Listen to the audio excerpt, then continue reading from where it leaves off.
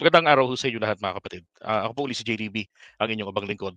Ito pa rin ho, pag-usapan natin yung issue tungkol dun sa pagsipa kay Vice President Sara Duterte mula ho diyan sa National Security Council. Ang tanong, may kinalaman bang Amerika? Yan. Yun ho kasi yung gustong palitawin din dito ng mga TDS. Pero ang tanong, meron ba kayang basehan? Well, tingnan nyo to. Post ni KLC, sabi niya, history is repeating itself. Okay? From Badoy. Oh. Ferdinand Marcos Sr. issued an EO and Feb 24, 1966 removing Fernando Lopez from the NSC. Ah, so yun pong Vice President ni Apo Lakay po ay tinanggal din niya noon sa National Security Council. Ah, sabi nito, years later, he declared martial law and abolished the OVP. Diba? With the office of the Vice President abolished, the constitutional successor, VP Lopez gone, FM Sr. was free to declare himself ruler of this country for over 2 decades. First, hindi naman niya dineclare eh. May mga election din nangyari, di ba? Mamaya, papakita ko sa inyo kung bakit ito nangyari. Eto ho yun, oh. Alam niyo ho, eto ho si Badoy. Ito, talagang ever since talaga, anti-Marcos ito. Kasama ito nila sa Tour Ocampo. Kabilang ito sa mga sa mga makabayan. Yan si Lorin Badoy. Kaya lang, ewan ko kung anong kamandag. Ang kamandag ni Digong ang nakapagpabago sa kanya at naging Digonians. Etong si Badoy. Now, tingnan nyo to ha. Rumored coup d'etat and assassination plot. A coup d'etat were also brewing. A report of the U.S. Senate Foreign Relations Committee said that shortly after the 1969 diba, Philippine presidential election, a group composed, ito yung second term, di ba 1965 si Apo Lakay, nung una siyang naging pangulo ng bansa natin. So doon po ay kasama niya si Fernando Lopez. At ang gawain po ng Lopez, actually ang style po ng mga Lopez bago po yan dumating. Bago po naging malawak ang ABS-CBN. Okay, bago naging ganyang kalawak ang empire nila sa negosyo, sa mass media. Ito hong si Fernando Lopez, ang kanilang kumbaga itinatanim ng angkan nila para humakakuha ng impluwensya sa politika. At palagi ang tinatakbuhan. Yan, ilang presidente na yan po ang vice president. Okay, and then ang mga Lopezes, kung sino yung naaamoy nila na mabango sa darating na halalan, doon po ang kanilang suporta. Okay? Ngayon, itong pangalawang pagkapanalo ni Apo Lakay, ito na ngayon. Yung una kasing pagkapanalo niya, 1965, so tahimik sila, hindi sila nagsasalita. Talagang hinihintay lang kasi nila na mawala siya sa pwesto. Kaya lang, tumakbo uli si Apo Lakay. At yun ang hindi na nila matanggap. Hindi na nila pinagbigyan pa siya na makatapos ng second term. Bagkus, sinimula na siyang pabagsakin. So ito po yung binabalita rito sa rumored coup d'etat and assassination plot. Now, sabi rito, a group composed mostly of retired colonels. Diba? Kawawa naman yung mga colonels. Ngayon, retired na naman din yung ginagamit nila. And generals organized a revolutionary junta with the aim of first, with the aim of first discrediting President Marcos and then killing him. Diba? So, sisiraan muna nila si Apo Lakay and then later on, itutumba. Diba? Bakit later on pa nila itutumba?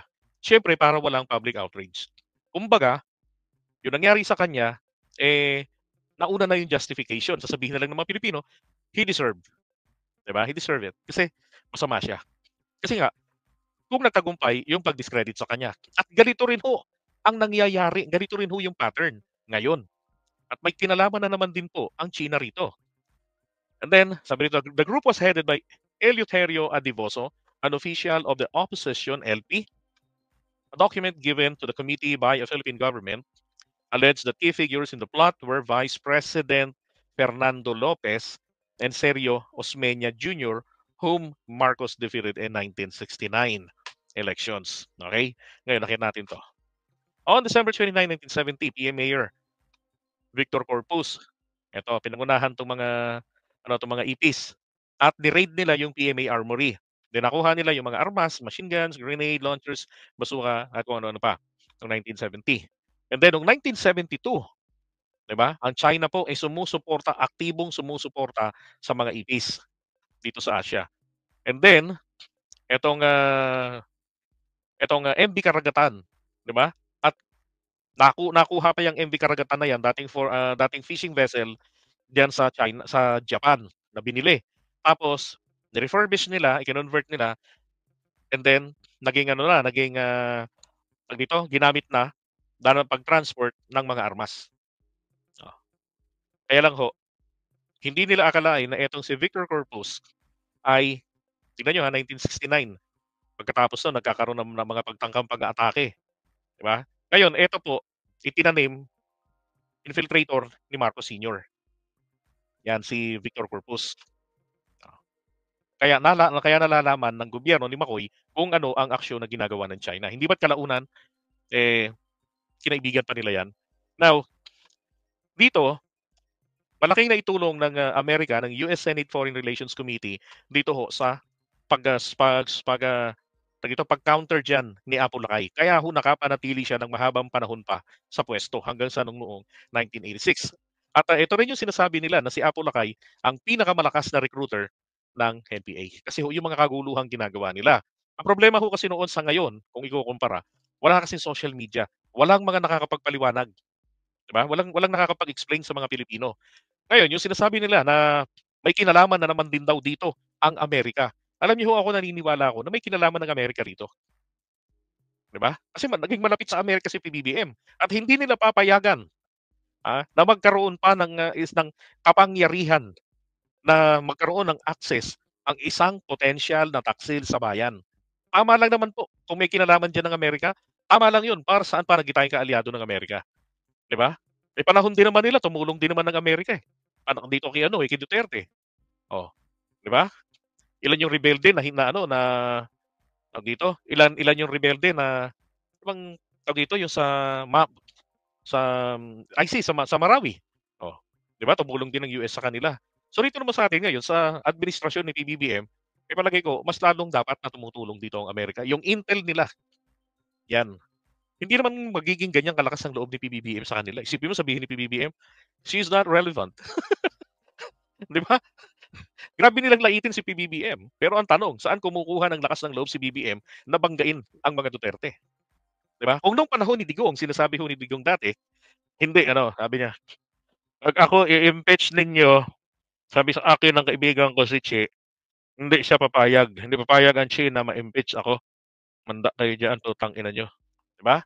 So ngayon rito kay PBBM, definitely iingatan rin 'yan ng Amerika. So kung sino yung mga potensyal na nandito sa kanyang administrasyon o nasa paligid niya, kinakailangan 'yan, 'no, maitsipwera. Tama lang ho na tinanggal siya ni PBBM, si Sara, sa National Security Council sapagkat napakasensitibo ng konseho na 'yan, 'di ba? Tama lang ding tinanggal diyan si Gloria Arroyo dahil kaalyado 'yan ni Sara at isa rin ho sa mga may tatak China. Gano'n din si Duterte. Tama lang din hong tinanggal 'yan, yung mag-amang 'yan, si Sara tsaka si Digong. Si Erap tinanggal, tama lang ring tinanggal si Erap kasi sobra ng tanda ni Erap, hindi na kaya. Hindi na kailangang ipilit. 'Di ba? Kung dun pa lamang, yun na lamang po ang isa pang dahilan laban diyan kay Erap na hindi na dapat nang abalahin pa na makasama diyan sa National Security Council.